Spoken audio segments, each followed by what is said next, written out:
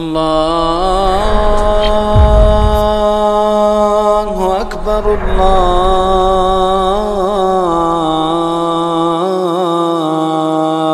أكبر.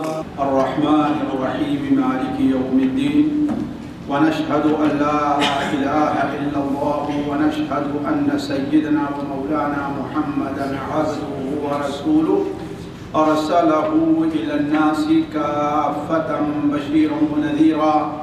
أما بعد، فإن خير الحديث كتاب الله، وخير الهدي هدي محمد صلى الله عليه وسلم، وشر الأمور محدثاتها، وكل محدثة بدعة، وكل بدعة ضلالة، وكل ضلالة في النار. أعوذ بالله السميع العليم من الشيطان الرجيم من همزه ونفخه ونفثه. بسم الله الرحمن الرحيم.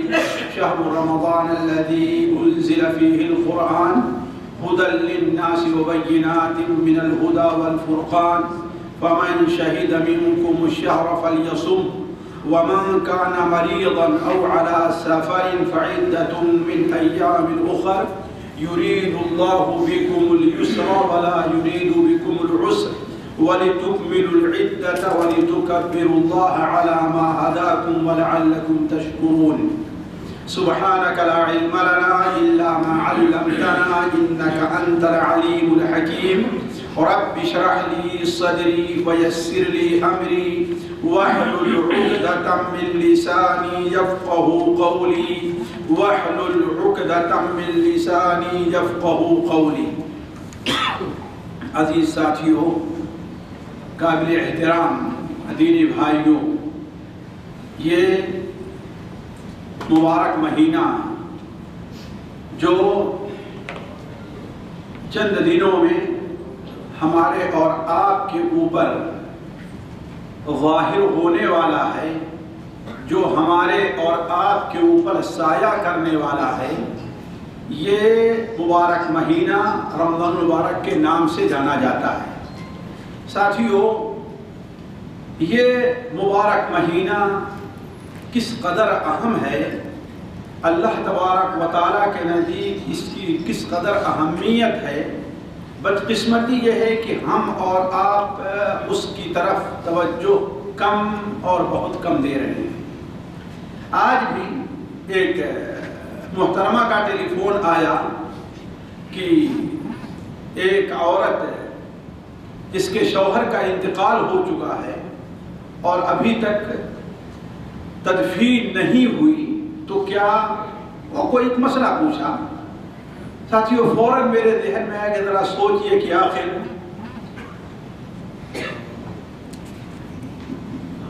اس مبارک مہینہ تک پہنچنے میں کتنے دن رہ گئے، ذرا سوچیں، ذرا سوچ لیں آپ، ذرا سوچیں۔ اللہ کی قسم اگر سوچیں ہم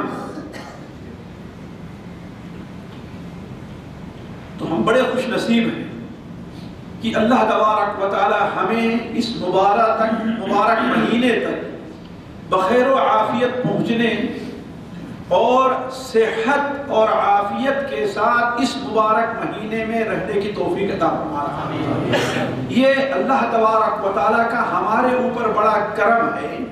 وہ حدیث جسے امام ابن ماجہ رحمہ اللہ اپنی کتاب السنن میں، امام احمد بن حنبل رحمہ اللہ اپنی کتاب المسند کے اندر حضرت طلحہ بن عبید اللہ اور دیگر صحابہ سے نقل کرتے ہیں۔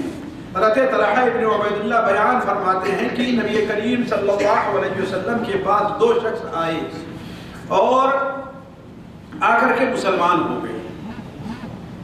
آپ صلی اللہ علیہ وسلم کی عام طور پر عادت مبارکہ یہ رہی ہے کہ کوئی نیا مسلمان ہوا کرتا تھا، کوئی نیا شخص مسلمان ہوتا تھا تو کسی صحابی کے ذمے اسے لگا دیا کرتے تھے تاکہ اسے سب سے پہلی چیز راوی کہتے ہیں تاکہ اسے نماز سکھلائیں۔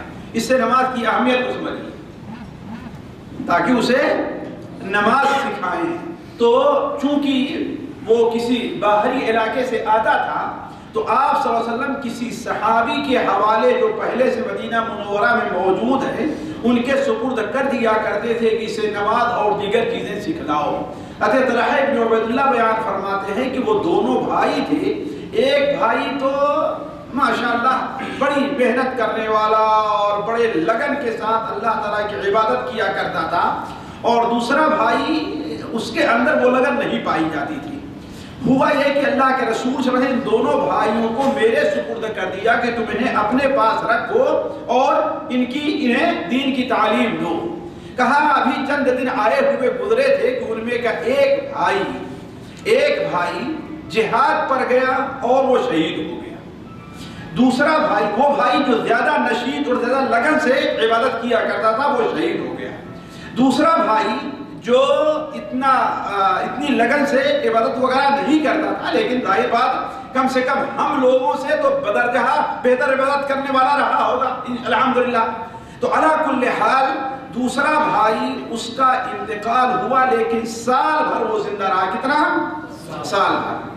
نبی کریم صلی اللہ علیہ وسلم کے پاس جو دونوں آ کر کے مسلمان ہوئے تھے، ایک تو شہید ہو گیا اور دوسرا سال بھر زندہ رہا اور اس کا انتقال بستر پر ہوتا ہے۔ حضرت طلحہ ابن عبید اللہ بیان کرتے ہیں کہ ہم نے خواب دیکھا۔ کیا خواب دیکھ رہا ہوں کہ حشر کا میدان ہے، کچھ لوگ جنت کی طرف لے جائے جا رہے ہیں اور کچھ لوگ جہنم کی طرف ہکائے جا رہے ہیں۔ اللہ تعالیٰ ہمیں اور آپ کو ان لوگوں سے دور رکھے۔ چنانچہ آپ صلی اللہ علیہ وسلم حضرت طلحہ ابن عبید اللہ کہتے ہیں کہ میں بھی انہوں لوگوں کے ساتھ ہو لیا، جنت کی طرف جا رہے تھے۔ کہا میں جنت کے دروازے پر پہنچا تو کیا دیکھتا ہوں کہ جنت کا دروازہ بند ہے، جنت کا دروازہ بند ہے۔ اتنے میں کیا دیکھتا ہوں کہ وہ دونوں بھائی جو میرے یہاں دین سیکھنے کے لیے اللہ کا حکم رکھ دیا تھا اور جو دونوں اس دنیا جا چکے تھے، وہ دونوں آتے ہیں۔ اچانک ایک شخص جنت کے اندر سے نکلتا ہے اور جو شخص پہلے بستر کے اوپر جو بستر پر مرا تھا اسے پہلے جنت میں لے جاتا ہے، اور دوبارہ نکلتا ہے اور جو شہید ہوا تھا اس کو جنت میں لے کر کے گیا۔ اور جب میری باری آئی تو کہتا ہے نہیں، ابھی تمہارے جنت میں جانے کا وقت نہیں ہوا ہے، ابھی تمہارے جنت میں جانے کا وقت نہیں ہوا ہے۔ کہتے ہیں کہ اتنے میں میری نیند کھل گئی، میں بیدار ہو گیا۔ جب میں بیدار ہوا، ظاہر بات ایک عجیب قصہ تھا اور کسی تعویل کی یا تعبیر کی اس کی ضرورت نہیں تھی۔ لوگوں سے ہم نے بیان کیا اور ہر ایک تعجب کر رہا ہے کہ جو شخص اللہ تعالیٰ کے راستے میں شہید ہو رہا ہے وہ جنت میں بعد میں جا رہا ہے، اور جو اپنے بستر کے اوپر مر رہا ہے وہ پہلے جا رہا ہے۔ کہ حتیٰ کہ اس خواب کا پورا تذکرہ کہاں ہو گیا؟ پورے مدینہ منورہ میں، جس کی زبان پر دیکھو یہی قصہ چل رہا ہے۔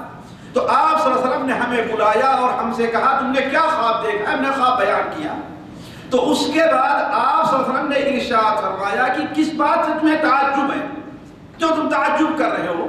ہم نے کہا اے اللہ کے رسول صلی اللہ علیہ وسلم، جو شخص اللہ تعالیٰ کے راستے میں شہید ہو رہا ہے وہ جنت میں بعد میں جا رہا ہے، اور جو بستر پر مر رہا ہے وہ پہلے جا رہا ہے۔ آپ صلی اللہ علیہ وسلم نے ارشاد فرمایا کہ تم تعجب کس بات پر کرتے ہو؟ کیا یہ شخص جو بستر پر مرا ہے 1 سال مزید زندہ نہیں رہا؟ اور پہلی بات آپ نے کیا بیان فرمائی؟ 1 سال مزید جو زندہ رہا ہے اس نے 1 مہینہ رمضان کا پایا ہے جس کا روزہ رکھا۔ پہلی چیز کیا بیان فرمائی آپ نے؟ 1 مہینہ رمضان کا پایا ہے جس کا روزہ رکھا ہے، اور 6000 رکعت نماز پڑھی ہے، اور اتنے نوافل پڑھے ہیں۔ تو اس پر تعجب کی بات کیا ہے؟ پھر آخر میں بیان فرمایا اللہ کی قسم دونوں کے درجات میں اتنا فاصلہ ہے جتنا زمین اور آسمان کا ہوا کرنا۔ ذرا سوچیں کہ وہ شخص کس قدر خوش نصیب ہے جو اس مبارک مہینے کو پا لیتا ہے۔ لیکن اگر وہی شخص اس مبارک مہینے کی قدر نہیں کرتا، جیسا کہ ہمارا اور آپ کا حال ہے، جیسا کہ ہمارا اور آپ کا حال ہے، تو وہ شخص بہت بڑا بدبخت ہے۔ حتیٰ کہ نبی کریم صلی اللہ علیہ وسلم کی بددعا کا مستحق ٹھہر رہا ہے، حضرت جبرائیل امین کی بددعا کا مستحق ٹھہر رہا ہے۔ تو بات یہاں سے نکلی تھی کہ میرے عزیزوں، یہ مبارک مہینہ ہماری زندگی کے اندر بڑی اہمیت رکھتا ہے۔ ایک مومن کی زندگی میں اس مبارک مہینے کی بڑی اہمیت ہے۔ یہ مبارک مہینہ اس لائق ہے کہ اس مبارک مہینے کی آمد پر ہر مسلمان کو جتنے بھی خوشی ہو وہ خوشی کم ہے۔ اس مبارک مہینے کا انتظار ایک مسلمان جتنے لگن سے کرے، جتنے جذبے سے کرے، وہ کم ہے۔ اس مبارک مہینے کے اندر مسلمان جس قدر اللہ تعالیٰ کو راضی کرنے کا کام کرے وہ کم ہے، لیکن دوسری طرف اگر دیکھتے ہیں تو ہماری حالت اس کے بالکل برخلاف ہے۔ لہذا ساتھیوں، مجھے آج آپ کے سامنے اس سلسلے میں چند بات رکھنی ہے۔ پہلی بات بڑے اختصار کے ساتھ کہ ہمیں اس مبارک مہینے کا استقبال کیسے کرنا چاہیے۔ سب سے پہلی چیز ساتھیوں، سب سے پہلی چیز، کوئی بھی عمل کرنے کے لیے علم کا حاصل ہونا ضروری ہے۔ کوئی بھی عمل کرنے کے لیے تو ہمیں اس مبارک مہینے کی اہمیت، اس کے مسائل، اس کے فضائل کے بارے میں معلومات حاصل کرنی چاہیے۔ اور الحمدللہ آج کیا ہے حالات، یہ کہیے کہ ہمارے سامنے بالکل حالات سازگار ہیں۔ اس سلسلے میں ہر چیز ہمارے سامنے میسر ہے۔ اہل علم بتانے کے لیے ہر جگہ تیار ہیں اور بتاتے رہتے ہیں، لیکن مشکل ہے کہ اس کے اوپر توجہ نہیں دیتے۔ اس کا فائدہ کیا ہوگا کہ جب کوئی بات نئی انسان کے سامنے آتی ہے تو کیا ہوتا ہے، اس کا جذبہ پیدا ہوتا ہے اسے حاصل کرنے کے لیے۔ فذکر فإن الذکرى تنفع المؤمنین، آپ نصیحت کیجئے، انہیں یاد دلائیے۔ اس کا مطلب کیا ہے کہ پہلے سے وہ چیز ان کو معلوم ہے، اس کی یاد دلائیے، آپ اس کا اعادہ کیجئے۔ کیوں؟ اس لیے کہ یاد دلانا، نصیحت کرنا مومنین کے لیے مفید ہوتا ہے، مومن کے لیے فائدہ۔ تو کہنے کا مطلب پہلی چیز یہ ہے کہ ہمیں اس سلسلے میں آج کل الحمدللہ میں سمجھتا ہوں کسی کے سامنے کوئی عذر نہیں ہے۔ مشائخ موبائل کے اندر آپ اپنے بستر پر ہیں، آپ کے بستر پر یہ چیزیں آپ کو پہنچا دیں، ہے ویسا کہ نہیں صحیح؟ کسی کے سامنے کوئی عذر نہیں ہے کہ ہاں وہ اس کے بارے میں معلومات حاصل نہ کرے۔ دوسری چیز یہ ہے کہ ہمیں اور آپ کو اپنے ماضی کا اور اپنے حال کا محاسبہ کرنا چاہیے کہ کیا ہمارے حالات اس لائق ہیں۔ مثال کے طور پر ہم میں کا ہر شخص اس کا مشاہدہ کرتا ہے، وہ کمرے میں رہتا ہے، عام طور پر ہمیشہ کمرے کی ایک عام حالت، نارمل حالت رہتی ہے، لیکن اگر ہم جیسے ایک معمولی آدمی بھی اگر آپ کے یہاں بطور زیارت کرنے کے یا بطور مہمانی کے آنا ہے تو آپ نے کمرے کو اسی حالت میں چھوڑے رکھتے ہیں؟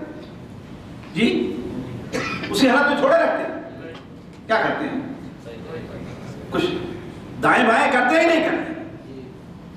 تو اس کا مطلب یہ ہے کہ اسی طریقے سے رمضان کی حالت سے پہلے ہمیں اپنے دل کو اور اپنے اعمال کو ٹٹولنا چاہیے کہ یہ اس لائق ہے کہ رمضان کا استقبال کرے۔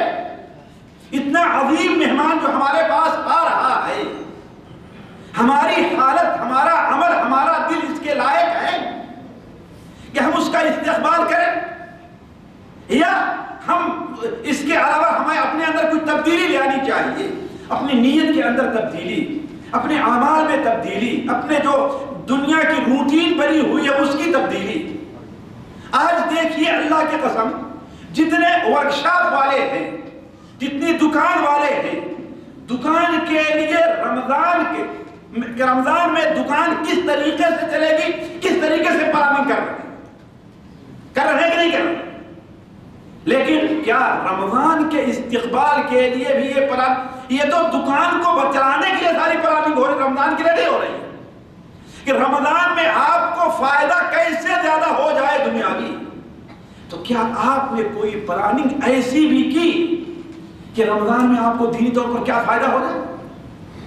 آپ نے سوچا کبھی کہ قرآن مجید تلاوت کب کریں گے اور کتنا کریں گے؟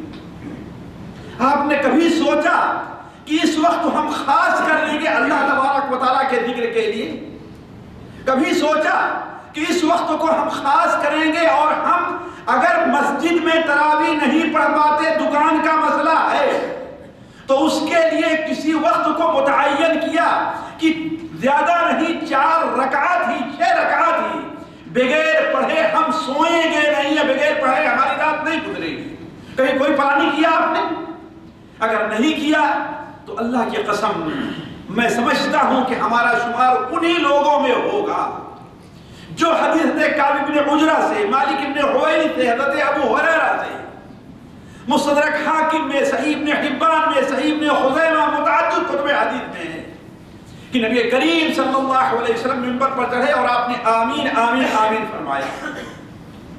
پہلے بار جب آپ نے آمین کہا، جو حضرت کعب بن عجرہ کی حدیث ہے، آپ نے فرمایا پہلی سیڑھی پر ہم نے قدم رکھا، میرے پاس جبرائیل آئے اور کہا بعود من ادرک رمضان ولم یغفر له، وہ شخص اللہ تعالیٰ کی رحمت سے بہت دور جا پھینکا گیا جو رمضان کا مہینہ پا لیا اور اپنی مغفرت نہیں کرائی۔ تو اس کے لیے آپ نے کوئی پلاننگ کی، محاسبہ کیا اپنا؟ تیسری چیز یہ ہے میرے عزیزو کہ یہ رمضان جو آ رہا ہے یہ سخت گرمی کے موسم میں ہے، سخت گرمی کے موسم میں ہے۔ ہم میں سے کتنے لوگ ہیں جو بڑے پریشان نظر آ رہے ہیں، بڑے پریشان، اور کچھ لوگ تو ایسے ہیں، بلکہ بہت سے ایسے لوگ جن کی نیت کے اندر فطور ہوگا کہ رمضان کا روزہ ہم رکھیں گے۔ اور ایک آسان سا جملہ ہمارے یہاں ہے، کیا ہے؟ اللہ غفور الرحیم ہے کہ نہیں؟ آسان جملہ ہے نا؟ دین کو ان مولویوں نے مشکل بنا دیا، اللہ معاف کرنے والا، 100 آدمیوں کے قاتل کو ہی معاف کر دیتا ہے نا؟ لیکن بھول جاتے ہیں جہاں اللہ تعالیٰ 100 آدمیوں کے قاتل کو معاف کرنے والا ہے، وہیں اللہ تعالیٰ کے سامنے ایک شخص 500 سال عبادت کر کے آتا ہے، اللہ اسے جہنم میں ڈال دیتا ہے۔ سوچیں اس کو کیوں بھول جاتے ہیں، کیوں بھول جاتے ہیں اس کو؟ تو یہ سوچنے کی ہے کہ اللہ تعالیٰ جہاں غفور الرحیم ہے وہیں اللہ تبارک و تعالیٰ کا عذاب بڑا۔ اسی لیے قرآن مجید پورا قرآن اٹھا کر کے دیکھ لے جائیے، جہاں کہیں اللہ تعالیٰ کے رحمت کا ذکر ہے وہیں اللہ کے عذاب کا بھی ذکر ہے۔ نبئ عبادی انی انا الغفور الرحیم وَأَنَّ عَذَابِي هُوَ الْعَذَابُ الْأَلِيمُ، میرے بندوں کو آپ بتلا دیں کہ میں معاف کرنے والا اور رحم کرنے والا، اور یہ بھی بتلا دیں کہ میرا عذاب کیا ہے، بڑا۔ یعنی صرف ایک بات نہیں بتائی، کیا فرمایا؟ نبئ عبادی انی انا الغفور الرحیم وَأَنَّ عَذَابِي هُوَ الْعَذَابُ الْأَلِيمُ، میرے بندوں کو بتا دیں کہ میں بہت معاف کرنے والا اور رحم کرنے والا ہوں، اور یہ بھی بتا دیں وَأَنَّ عَذَابِي هُوَ الْعَذَابُ الْأَلِيمُ، میرا عذاب بڑا دردناک عذاب۔ تو یہ بھی دھیان رکھنے کی ہے۔ تو آج کتنے لوگ ہیں جن کی نیات کے اندر فطور پڑ رہا ہوگا، لہذا ہمیں اس سلسلے میں سوچنا چاہیے کہ ایسے موسم میں، جو سخت گرمی کے موسم میں یہ رمضان آ رہا ہے، ہمیں کیا اپنے اسلوب اپنانا چاہیے اور کیا نظریات رکھنی چاہیے، رکھنا چاہیے۔ پہلی چیز ساتھیوں دیکھیے، پہلی چیز تو یہ دیکھیں کہ رمضان کا گرمی میں آنا یہ کوئی نئی چیز نہیں ہے، بلکہ میں حدیثوں سے اس نتیجے پر پہنچا ہوں جس پر علماء شاید ہی کوئی اس طرف اشارہ کرتا ہو کہ نبی کریم صلی اللہ علیہ وسلم کے زمانے میں جو رمضان آیا ہے وہ گرمی ہی کے موسم میں آیا ہے، ٹھنڈی کے موسم میں نہیں۔ آپ صلی اللہ علیہ وسلم کی زندگی مدینہ میں کتنے رہی ہے؟ 10 سال رہی۔ زیادہ جو آیا ہے رمضان کس میں؟ گرمی کے مہینے میں۔ اس کی دلیل کیا ہے ساتھیوں؟ صحیح بخاری اور صحیح مسلم میں ہے، صحیح بخاری اور صحیح مسلم میں نبی کریم صلی اللہ علیہ وسلم، حضرت جابر بن عبداللہ کی شاید روایت ہے، وہ بیان کرتے ہیں، حضرت ابو سعید خدری کی ہے، وہ بیان کرتے ہیں کہ نبی کریم صلی اللہ علیہ وسلم کے ساتھ ہم لوگ ایک بار سفر میں نکلے اور وہ رمضان کا مہینہ تھا۔ کیا؟ سفر میں نکلے اور رمضان کا مہینہ تھا، دھوپ بہت تیز تھی. دھوپ کا عالم یہ تھا کہ بسا اوقات گرمی کی تاب نہ لا کر کے ہم لوگ اپنے ہاتھ کو اپنے سر پر رکھ لیا کرتے. کہاں؟ اپنے سر پر.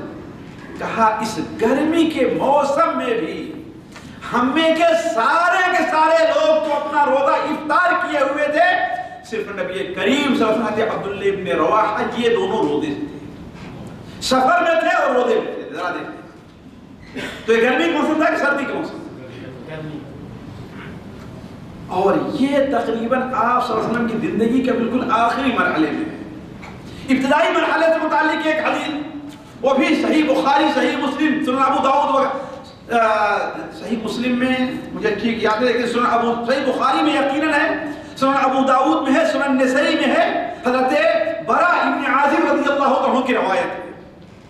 وہ بیان فرماتے ہیں کہ شروع میں جب روزہ ہمارے اوپر فرض ہوا تو یہ اس کے اندر شرط تھی کہ اگر کوئی آدمی شام کو افطاری کرتا تھا تو جب تک عشاء کی نماز نہ پڑھ لے یا جب تک سو نہ جائے اسے کھانے پینے اور ہر چیز کی اجازت تھی. لیکن اگر افطاری کے بعد سو گیا یا لیٹ ہوا, عشاء کی نماز پڑھ لی, تو اب اس کے لیے کچھ کھانا پینا جائز نہیں, یعنی سحری کھانے کو اس وقت تصور نہیں. بیان کرتے ہیں کہ ایک صحابی قیس ابن سرمہ یا سرمہ ابن ابی انس, نام کے اندر اختلاف ہے روایتوں میں. صحیح بخاری میں قیس ابن سرمہ یا ابی سرمہ آیا ہوا ہے. کہا کہ وہ دن بھر کام کرتے رہے اور مزدوری کرتے رہے. جی کیا کرتے رہے؟ اور ظاہر بات مزدور سے لوگ کیسے کام لیتے ہیں, یہ نہیں کہ اپنے کھیت میں کام کر رہے تھے. کیا کر رہے تھے؟ مزدوری کرتے رہے. شام کو آئے تو اپنے ساتھ کچھ کھجور لے کر کے تو آئے, لیکن اپنی بیوی سے کہا کھجور کھاتے کھاتے تو میرا معدہ جو ہے وہ کٹ گیا ہے, کوئی اور چیز نہیں ملے گی کھانے کو. بیوی نے کہا کہ کوئی چیز تو نہیں, لیکن بس صبر کیجیے آپ, دیکھیے سوئیے گا نہیں, میں اس سے بدل کر کے کوئی چیز لے کر کے آ رہا ہوں, روٹی ہوگی یا اور کوئی چیز. یا جانتے ہیں رمضان انسان دن بھر بھوکا رہتا ہے تو کوئی عام روٹین سے ہٹ کر کوئی چیز کھانا چاہتا ہے. تو ان کی بیوی گئی پڑوس میں کچھ لانے کے لیے, جلدی نہیں ملا, دن بھر تھکے ہوئے تھے, ایسے لیٹے تھے. بیوی آتی ہے تو کیا دیکھتی ہے کہ حضرت صاحب سو گئے. کیا سو گئے؟ اب وہ اپنا سر پیٹنے لگی کہ یہ کیا کیا آپ نے, یہ اپنے اوپر کیا ظلم کیا, کل روزہ بھی رکھنا ہے. لیکن اب کیا کر سکتے تھے, اللہ تعالیٰ کا فیصلہ یہ ہے. چنانچہ دوسرے دن صبح کو پھر کھیت میں گئے کام کرنے کے لیے, اور موسم گرم تھا. کہا ابھی دوپہر نہیں ہو پائی کہ بے ہوش ہو کر کے گر گئے. دوپہر نہیں ہو پائی کہ بے ہوش ہو کر کے گر گئے. اللہ تبارک و تعالیٰ کو اپنے اس بندے کے اوپر رحم آیا. یہ دیکھیے ساتھیو, ہم سے مطالبہ ہے کہ اللہ ہمیں جس چیز کا حکم دے رہا ہم وہ کام کریں. اگر ہم اپنی نیت میں سچے ہیں, ہمیں تکلیف ہوتی ہے تو اس تکلیف کا اللہ تعالیٰ ہمیں بہت بڑا فائدہ دیتا. وہ فائدہ کیا ہوا؟ تکلیف ان کو ایک اتنی ہوئی نا, لیکن قیامت تک آنے والے سارے مسلمانوں پر اللہ تعالیٰ نے نرمی آسانی کر دی, صرف ان کی وجہ سے, صرف ان کی وجہ سے. اللہ تبارک و تعالیٰ نے جب ان کی یہ کیفیت دیکھی, لوگ انہیں اٹھا کر کے گھر لے کر کے آئے, پانی ڈالے, یہ ان کو ہوش آیا, تو اللہ تبارک و تعالیٰ نے کہا احل لکم لیلۃ الصیام الرفث الی نسائکم. آخر میں کیا فرمایا؟ کلوا واشربوا حتی یتبین لکم الخیط الابیض من الخیط الاسود من الفجر ثم اتموا الصیام الی اللیل. اب کھاؤ اور پیو یہاں تک کہ صبح کی سفیدی رات کی سیاہی سے واضح ہو جائے. تو کہنے کا مطلب یہ ہے کہ گرمی میں رمضان کا یہ آنا کوئی نئی بات نہیں ہے. ہمارے نبی صلی اللہ علیہ وسلم کے اوپر بھی عموماً جو رمضان آیا تھا کیا آیا تھا؟ وہ گرمی ہی کے جی تو گرمی کے مہینے میں رمضان آنا سب سے پہلے تو یہ دیکھیں کہ یہ ہمارے لیے اللہ تعالیٰ کی آزمائش ہے، ایک اللہ کی کہ ہم میرے ایمان میں کون سچا ہے، کیسا سچا مسلمان ہے۔ سردی میں تو ہر آدمی روزہ رکھ لیتا ہے، حتیٰ کہ 6 سال 7 سال کے بچے بھی، ہمارے ایک ملنے والے تھے، ان کے 6 سال 5 سال جتنی بچیاں ساری کے ساتھ روزہ رکھ لیتی تھی۔ کیوں؟ پوری رات جاگنا ہے، سردی کے دن ایسے بھی چھوٹے ہوتے ہیں، فجر کے بعد جب سونا ہے تو جا کر کب جاگنا ہے؟ عصر کے بعد اٹھنا ہے، تو روزہ ہو ہی جائے گا۔ لیکن روزہ کمال تو یہ ہے کہ انسان گرمی کے موسم میں روزہ، یہ آپ کے ایمان کا اختبار ہے۔ اللہ تعالیٰ فرماتا ہے وَنَبْلُوكُمْ بِالشَّرِّ وَالْخَيْرِ فِتْنَةً، ہم تمہیں خیر کے ذریعے بھی آزمائیں گے اور شر کے ذریعے بھی آزمائیں گے، بیماری کے ذریعے بھی آزمائیں گے، صحت کے بھی ذریعے آزمائیں گے، آسانی کر کے بھی آزمائیں گے اور سختی کر کے بھی آزمائیں گے۔ تو ہمیں سب سے پہلے یہ سمجھنا چاہیے کہ یہ گرمی کے موسم میں جو روزہ آیا ہوا ہے یہ کیا ہے؟ ہمارے لیے اللہ تعالیٰ کی آزمائش۔ اب جو آزمائش کے اندر پورا اترے گا وہ کیا ہے؟ مومن ہے۔ وَلَيَعْلَمَنَّ اللَّهُ الَّذِينَ صَدَقُوا وَلَيَعْلَمَنَّ الْكَاذِبِينَ، تاکہ اللہ تعالیٰ یہ جان جائے کہ جھوٹا کون ہے اور سچا کون ہے۔ وَلَيَعْلَمَنَّ اللَّهُ الَّذِينَ آمَنُوا وَلَيَعْلَمَنَّ الْمُنَافِقِينَ، تاکہ اللہ تعالیٰ یہ جان جائے کہ مومن کون ہے اور منافق کون ہے۔ جو آزمائش کے اندر پورا اترتا ہے وہ مومن ہے، اور جو آزمائش میں فیل ہو جاتا ہے وہ کیا ہے؟ مومن نہیں بلکہ منافق ہے۔ نعوذ باللہ من ذالک، برا نہیں، میں کسی پر حکم نہیں لگاتا، میں قرآن کی آیت پڑھ رہا ہوں۔ تو کہنے کا مطلب کہ یہ روزہ جو گرمی کے موسم میں ہے، دوسری بات ہے کہ اللہ تعالیٰ کی ہمارے اور آپ کے اوپر آزمائش ہے کہ ہم میں کا کون شخص اللہ تعالیٰ کی آزمائش میں پورا اتر رہا ہے۔ تیسری چیز، ہم میں سے بہت سے بھائی اس مبارک مہینے کی آمد کو ناپسند کر رہے ہیں، بہت سے بھائی اس مبارک مہینے کی آمد سے خوش نہیں ہیں۔ نہیں، حاشا للہ، حاشا للہ، حاشا للہ۔ یہ بتائیے کہ آپ سخت بیمار ہوں، آپ کے پاس اٹھنے کی طاقت نہ ہو، آپ کمرے کو درست نہیں کر سکتے، اگر آپ کی عیادت کے لیے، آپ کو کچھ دینے کے لیے آپ کا سیٹ آئے تو آپ اس کے آنے کو ناپسند کریں گے؟ جی، حالانکہ شرم آئے گی کہ یہ کیسے بستر پڑا ہوا ہے، کیا کہے گا، یہ کہے نہیں گے، سوچیں گے نا، لیکن آنے کو ناپسند کریں گے۔ تو آپ اگرچہ آپ کو پریشانی کہ رمضان کی آمد کتنی خیرات اور برکات لے کر کے آ رہا ہے، عموماً چونکہ رمضان کے فضائل ہم سنتے ہیں اس لیے میں اس کا ذکر نہیں کر رہا ہوں، ہم سنتے ہیں عموماً، ذرا سوچیں آپ۔ تو حاشا للہ، اللہ تبارک و تعالیٰ کے کسی حکم کو ناپسند کرنا، اگر کوئی آدمی اس طریقے سے ناپسند کرے کہ کاش کہ یہ نہ ہوتا، کاش کہ رمضان کے اندر روزہ نہ رکھنا ہوتا، کاش کہ مجھے کوئی بہانہ مل جاتا روزہ نہ رکھنے کا، اگر اس طریقے سے کوئی ناپسند کر رہا ہے تو خطرہ ہے کہ وہ انسان مسلمان ہونے کے بعد کافر ہو جائے۔ ذَلِكَ بِأَنَّهُمْ كَرِهُوا مَا أَنزَلَ اللَّهُ فَأَحْبَطَ أَعْمَالَهُمْ، یہ اس لیے ہے کہ انہوں نے اللہ تعالیٰ کے حکم کو ناپسند کیا ہے تو اللہ تعالیٰ نے ان کے تمام اعمال کو رائیگاں اور برباد کر دیا، کوئی نیکی ان کی قبول نہیں ہے۔ تو اللہ تبارک و تعالیٰ کے میرے عزیزوں کسی حکم کو اور کسی فیصلے کو ناپسند نہیں کرنا چاہیے، بلکہ ہمیں اور آپ کو اس کے اوپر خوش ہونا چاہیے۔ کیا کرنا چاہیے؟ خوش ہونا چاہیے کہ اللہ تبارک و تعالیٰ کا یہ مبارک مہینہ ہے، اللہ تعالیٰ کا فضل ہے، اللہ تعالیٰ کی رحمت ہے۔ فضل کیا ہے ساتھیوں؟ اللہ تعالیٰ کا فضل ہے کہ اللہ تعالیٰ نے رمضان جیسا مبارک مہینہ ہمیں عطا کیا، ورنہ ہماری ہماری کوئی اپنی طاقت ہے کہ اللہ سے ہم مانگنے چھین لیں؟ جی لے سکتے ہیں؟ اگر اللہ نے یہ مبارک مہینہ ہمیں دیا ہے جس سے تمام دوسری امتیں محروم رہ گئی ہیں آج، تو اللہ تعالیٰ کا فضل ہے۔ ہم مسلمان کے گھر میں پیدا ہوئے، ہماری اپنی کوئی طاقت ہے؟ جی کوئی بہادری ہے ہماری؟ کس کا فضل ہے؟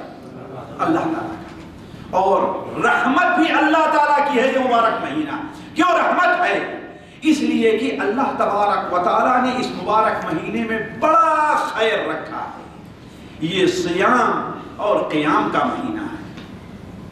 اللہ کے رسول نے کیا بیان فرمایا؟ من صام رمضان ایمانا واحتسابا غفر له ما تقدم من ذنبه۔ جس نے ثواب اور ایمان کی حالت میں، ثواب کی نیت اور ایمان کی حالت میں رمضان کا روزہ رکھا، اللہ تعالیٰ اس کے تمام ماسبق گناہوں کو معاف کر دے۔ جس نے ایمان اور ثواب کی نیت سے اس مبارک مہینے میں تراویح پڑھی، قیام کیا، اللہ تعالیٰ اس کے تمام ماسبق گناہوں کو معاف کر دے گا۔ تو ایک مومن مبارک مہینے کے آنے پہ آمد پر کیوں خوش ہوتا ہے؟ کہ پورے سال ہم سے غلطی ہوتی رہی، ہم سے کوتاہیاں ہوتی رہی، ہم بھول کے شکار رہے۔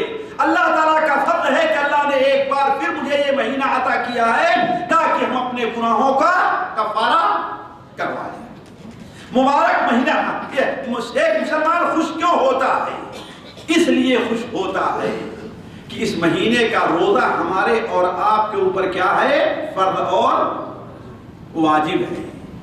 اور روزہ سب سے ان بہترین کاموں میں ہے جو بندے کو جنت طرف لے کر کے جاتے ہیں۔ اسی لیے اللہ تعالیٰ نے جنت کے ایک دروازے کا نام کیا رکھا ہے؟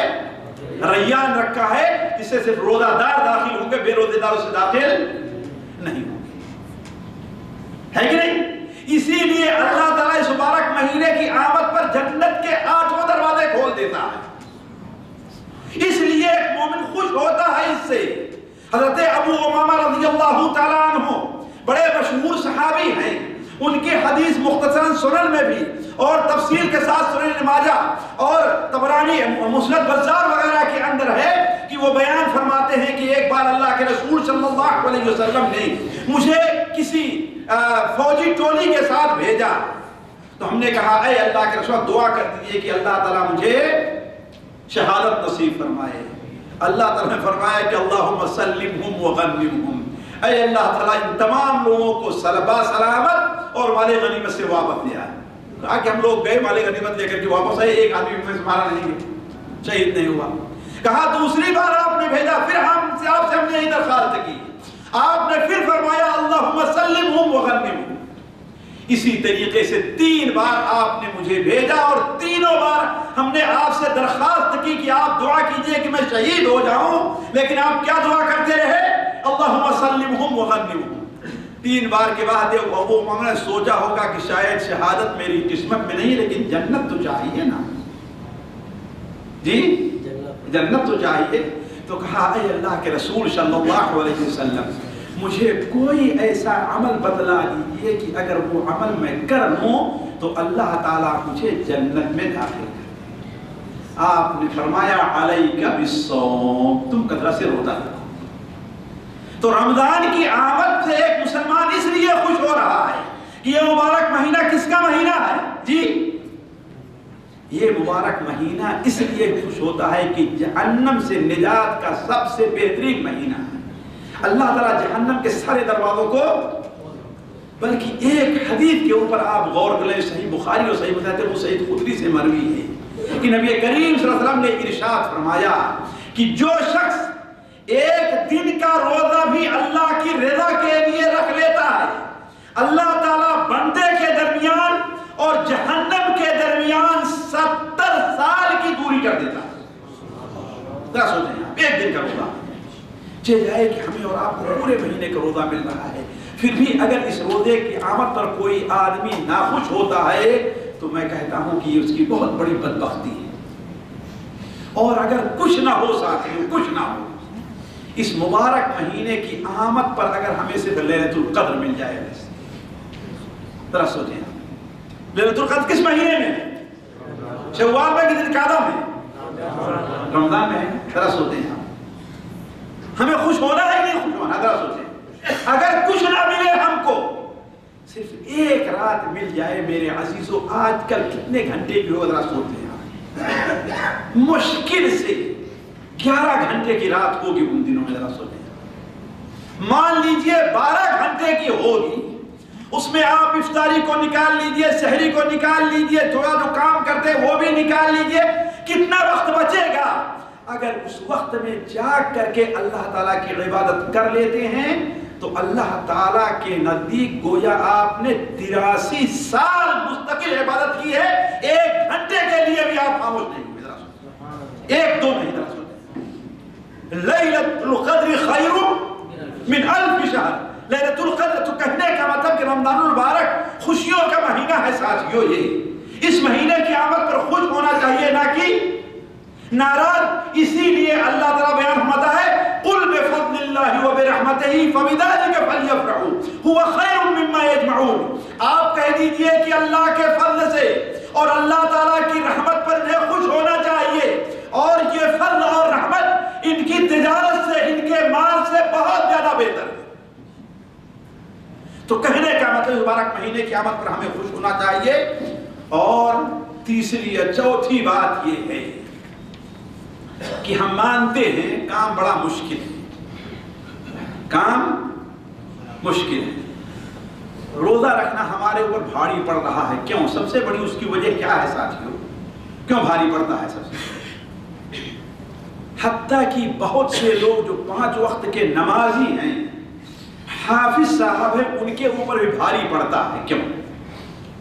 اس کی سب سے بڑی وجہ یہ ہے کہ عربی کے اندر ایک مثل ہے کل شیء من العادہ حتی العبادہ، ہر کام کی انسان کی اگر عادت بن جائے تو وہ آسان ہے، حتیٰ کہ اگر عبادت کی عادت بن جائے تو وہ بھی آسان ہے انسان کی، ہے نا؟ تو چونکہ ہماری عادت روزہ رکھنے کی نہیں ہے، نفلی روزہ ہم سے نہیں رکھا جاتا، اس لیے رمضان کا روزہ ہمارے اوپر بھاری پڑتا ہے کہ نہیں؟ اگر ہم روزہ رکھنے کے سال میں عادی ہوتے تو یہ روزہ ہمارے اوپر بھاری، اسی لیے دیکھیے اگر جو آدمی نماز پڑھنے کا عادی نہیں ہے، اللہ کا اس پہ ایک وقت نماز بھاری پڑتی ہے، اور جو یہاں ہمارے بھائی بیٹھے ہیں الحمدللہ ان کے چہرے بتا رہے ہیں کہ یہ 5 وقت کے نماز کے عادی ہیں، بھلا بتائیے آپ پر نماز بھاری پڑتی ہے؟ جی کیوں؟ وجہ کیا ہے؟ اس لیے کہ آپ اس کے عادی ہو گئے۔ تو اسی لیے رمضان کا روزہ ہمارے اوپر بھاری کیوں پڑ رہا ہے؟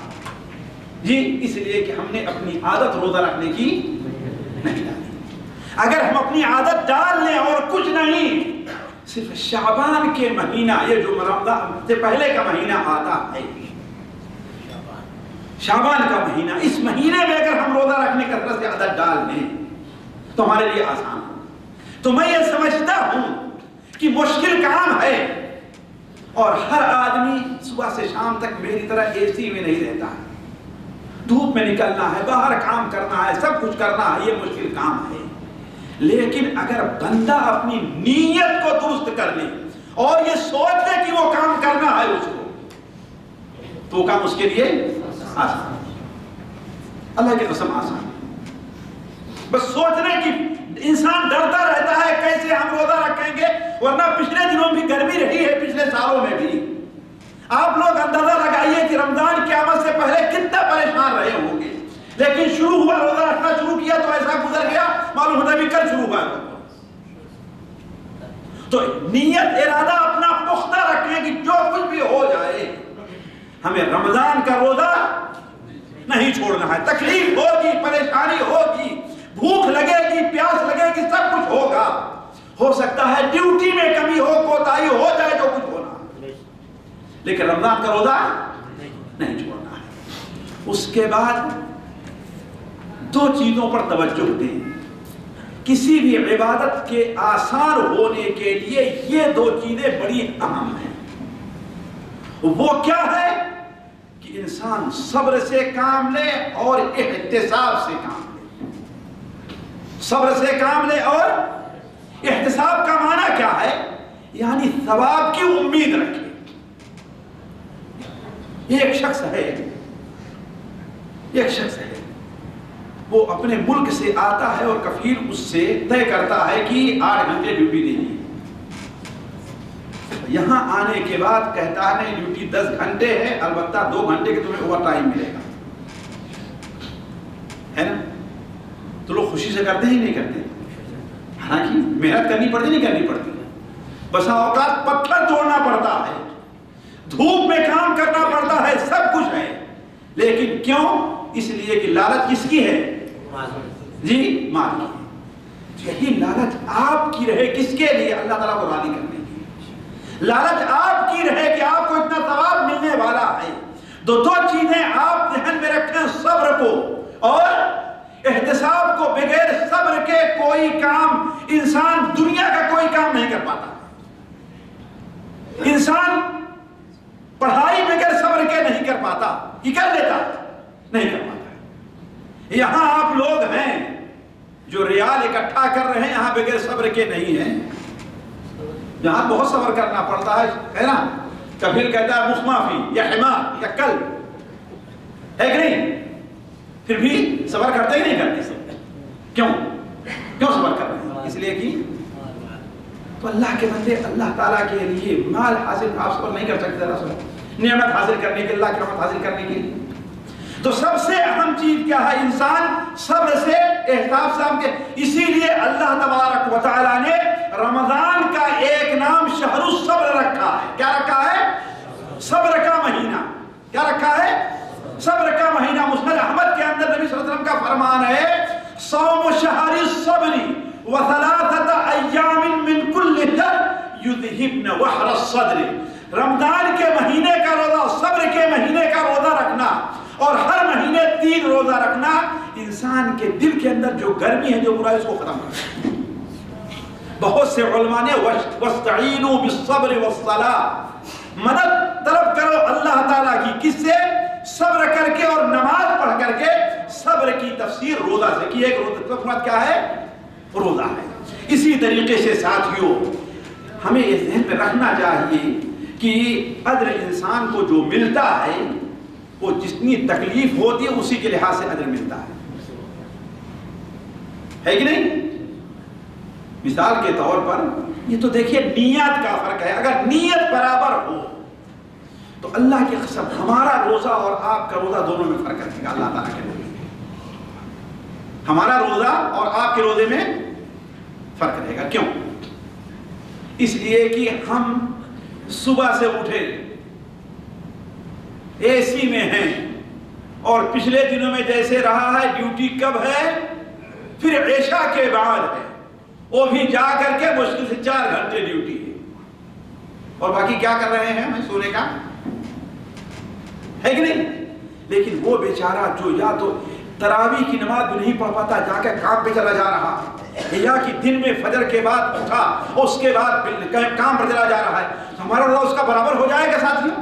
نہیں برابر. اگر دونوں کی نیت میں فرق نہیں ہے، دونوں کی نیت برابر ہے. اسی لیے مائی عائشہ رضی اللہ تعالی عنہا کو اللہ کے رسول صلی اللہ علیہ وسلم نے جب عمرہ کرنے کے لیے بھیجا تنعیم سے تو آپ نے بیان فرمایا تھا تمہیں تمہارے عمرے کے اندر وہی اجر ملے گا، اتنا ہی اجر ملے گا جتنا تو تھکے گی اور جتنا خرچہ کرے گی. اس کے لحاظ سے تو اگر کسی انسان کو عبادت کرنے میں تکلیف ہوتی ہے، اس لیے نہیں تکلیف اٹھانا چاہتا نہیں، کوئی عبادت کرتا ہے اس میں تکلیف ہو رہی ہے تو اللہ تبارک و تعالیٰ اسے اتنا ہی اجر دیتا ہے. اور وقت زیادہ ہو گیا، ایک آخری بات کہے کہ میں جو ہے اپنی بات بند کرتا ہوں. ساتھیوں عبرت حاصل کریں. کیا ہے؟ سخت گرمی میں روزہ رکھ کر کام کرنا پڑتا ہے، اس میں کوئی شک نہیں ہے، لیکن ہمیں یہ بھولنا نہیں چاہیے کہ دنیا کی جو دھوپ ہے اس کے مقابلے میں آخرت کی دھوپ بہت تیز ہے. نبی کریم صلی اللہ علیہ وسلم نے غزوہ تبوک کے موقع پر جو گرمی کے اندر پیش آیا، غزوہ تبوک جو گرمی میں پیش آیا تھا، کھجور پک رہے تھے. اور آپ لوگ جانتے ہیں جب یہاں کھجور پکنے کا ہوتا ہے تو گرمی کتنی تیز، بلکہ یہاں کہتے ہیں طباخ التمر ہے. یہ کیا گرمی خوب تیز ہوتی، کیا کہتے ہیں طباخ التمر یعنی یہ گرمی کیا کھجور پکانے والی ہے، اتنا گرمی ہو کھجور نہیں پکی۔ تو آپ صلی اللہ علیہ وسلم ان دنوں میں جب جا رہے تھے غزوہ تبوک میں، جتنے سچے مسلمان تھے وہ تو جانے کے لیے تیار ہو گئے، البتہ جن کے دلوں میں کھوٹ تھی، جن کے دلوں میں نفاق تھا، جن کے دلوں میں نفاق تھا، وہ کیا کہنے لگے بہت سخت ہے، اپنے ساتھیوں سے کہنے لگے جیسے آج ہمارے ہاں بہت سے بدبخت رہتے ہیں، اللہ کے بندے تم روزہ رکھو گے نہیں کام کر پاؤ گے، ڈیوٹی پوری نہیں دے پاؤ گے، اس لیے چھوڑ دو، کون یہاں پر دیکھ رہا ہے۔ ایسے خاص طور پر جو مزروں اور دور محنت کا کام کرتے ہیں ایک دوسرے سے یہ کہتے رہتے ہیں، اللہ کی قسم یہ نفاق ادا کر رہے ہیں۔ اللہ تعالیٰ کیا فرماتا، ان لوگوں نے کیا کہا، لا تنفروا فی الحر، اس گرمی کے اندر نہ جاؤ، بڑی گرمی ہے، بڑی پریشانی ہے، دور کا سفر ہے۔ اللہ تعالیٰ نے کیا فرمایا، قُلْ نَارُ جَهَنَّمَ اشد حرا، آپ کہہ دیجئے کہ جہنم کی آگ اس سے بھی کہیں تیز ہے۔ تو یہ دھوپ تو ہے ساتھیوں، گرمی ہے، لیکن حشر کی گرمی اور جہنم کی گرمی کیا ہے، اس سے بھی تیز ہے۔ آج سورج کتنی اونچائی کے اوپر ہے، کروڑہ میل کی اونچائی پر ہے، اگر آج ہم نے اس سورج کی گرمی کو نہیں برداشت کیا تو جب سورج صرف 1 میل کی اونچائی پر ہوگا اس گرمی کو کیسے برداشت کریں گے۔ اور یقین مانیے جو شخص اس نیت سے روزہ رکھے گا کہ اے اللہ تعالیٰ اس گرمی کے موسم میں، اس دھوپ میں روزہ اسی لیے رکھ رہا ہوں کہ تو راضی ہو اور ہمیں جہنم کی آگ سے اور حشر کی گرمی سے محفوظ رکھ، تو اللہ تبارک و تعالیٰ یقیناً اسے محفوظ رکھے بچائے۔ تو ہمیں یہ عبرت حاصل کرنا چاہیے، قُلْ نَارُ جَهَنَّمَ أَشَدُّ حَرًّا لَوْ كَانُوا يَفْقَهُونَ، اگر یہ سمجھتے تو جہنم کی آگ کیا ہے بہت سخت۔ تو جن بھائیوں کے ارادے کمزور پڑ رہے ہیں، جو سست پڑ رہے ہیں، جو رمضان کی آمد سے ڈر رہے ہیں، جو بھائی رمضان کی دھوپ میں روزہ رکھنے سے پریشان ہو رہے ہیں، انہیں کون سی دھوپ یاد کرنی چاہیے، حشر کے موقع۔ اگر وہ دھوپ یاد کر لیے، آپ کو یاد ہوگا، مجھے اچھی طریقے سے یاد ہے جب وہاں درس ہوتا تھا تو ہم نے آپ کو ایک واقعہ بیان کیا تھا کہ عبداللہ ابن عمر رضی اللہ تعالیٰ عنہ، امام بیہقی صحیح سند کے ساتھ شعب الایمان میں نقل کرتے ہیں۔ یہ دیکھیے ساتھیو، اس لیے مثال دے رہا ہوں کہ اسی علاقے کا معاملہ یعنی عرب کا اور اسی گرمی کا معاملہ ہے۔ حضرت عبداللہ ابن عمر اپنے ساتھیوں کے ساتھ جا رہے ہیں، مدینہ منورہ سے باہر نکلتے ہیں تو ایک درخت کے نیچے تھوڑی دیر کے لیے بیٹھے اور جو کچھ کھانے کو تھا دسترخوان بچھا کے کھانا کھانے لگے۔ اتنے میں کیا دیکھتے ہیں کہ ایک چرواہا اپنی بکریوں کو لے کر پہاڑیوں سے اتر رہا ہے، اور وہ بھی دوپہر کا وقت ہے، دھوپ سے بچنے کے لیے اسی قریب ہی میں وادی میں، یہاں جانتے ہیں درخت ہوا کرتے ہیں، ایک درخت کے نیچے وہ بھی آ رہا ہے۔ حضرت عبداللہ ابن عمر نے کہا کہ اے اللہ کے بندے آؤ تم بھی شریک ہو جاؤ، تو اس نے کیا کہا میں روزے سے ہوں۔